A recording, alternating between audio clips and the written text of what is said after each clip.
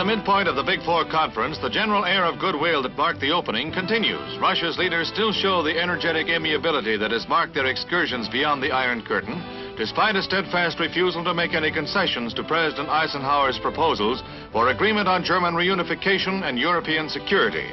The president, in an effort to break the deadlock, made a precedent-shattering proposal, offering to submit a blueprint of America's entire military establishment to Russia with permission to make authenticating aerial photographs if Russia would do the same.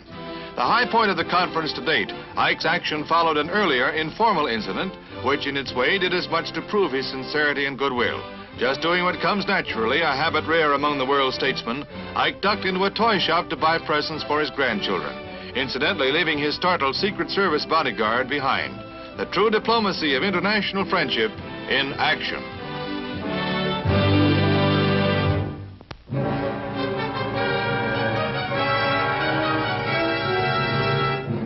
The tide of North African revolt washes over Morocco as rebelling Arabs for a time overrun the city of Casablanca, shortly after the arrival of the new French Resident General.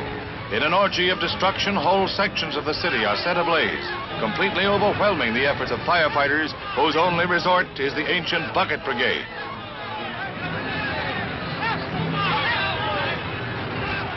In 3 days of almost uncontrolled rioting, scores of vehicles are put to the torch, some with the occupants in them. Shops which had been kept closed by protesting Arab nationalists are burned and looted. As the long smoldering discontent with French rule flares, little escapes the aroused rebels.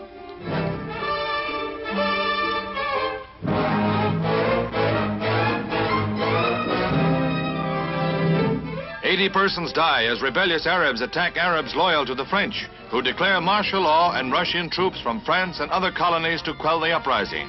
Hundreds are rounded up, and prisoner compounds are filled to overflowing as France fights for North African survival."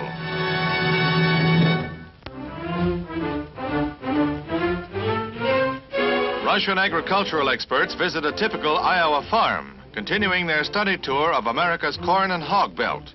They're greeted cordially, the common interests of farmers everywhere overcoming barriers of strangeness. With their constant following of over 100 newsmen, a dozen visitors inspect the farm. Russia, faced with a sagging food supply, plans to develop corn and hog farming patterned on America's Midwest. A dozen Americans are now in Russia on a similar goodwill visit. Both groups are learning that farmers may speak different languages, but on either side of the Iron Curtain, pigs is pigs.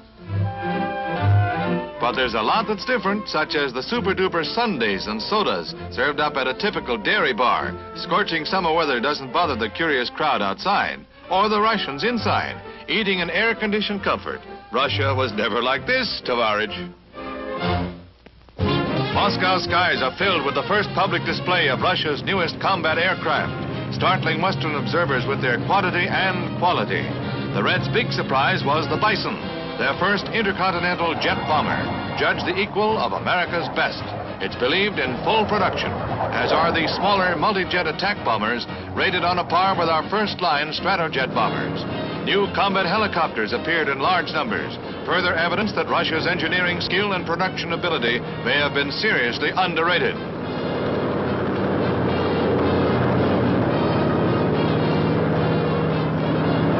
Russia's major strides toward air supremacy forced urgent reappraisal of America's defense strategy. A shock to the complacent, a spur to the alert.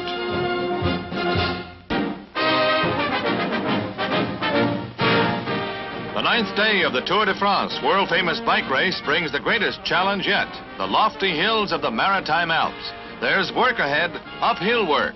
The field has narrowed somewhat since the race began at Paris, and by tonight it'll have narrowed down some more.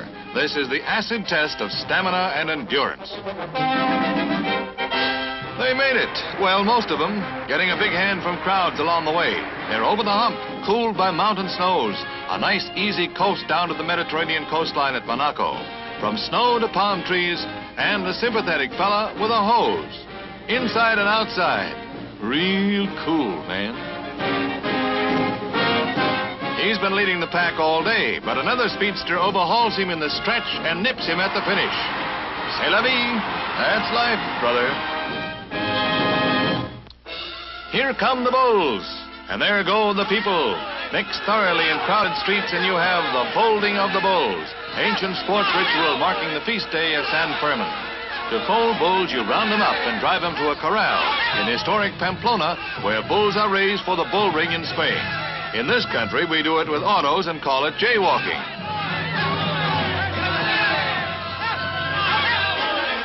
Somebody is bound to get hurt.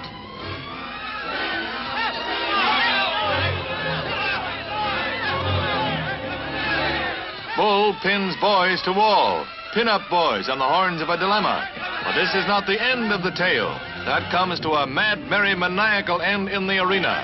But by this time, the bulls are safely behind bars in the corral. Now, the would-be matadors match wits with heifers with rubber tips on their horns. Compared to the street brawl, this is a picnic. Oh, yeah? Knocks and tumbles are the only consequence, it says here. But in the merry spirit of the San Fermin festivities, everything is born with gay good grace. Who's next?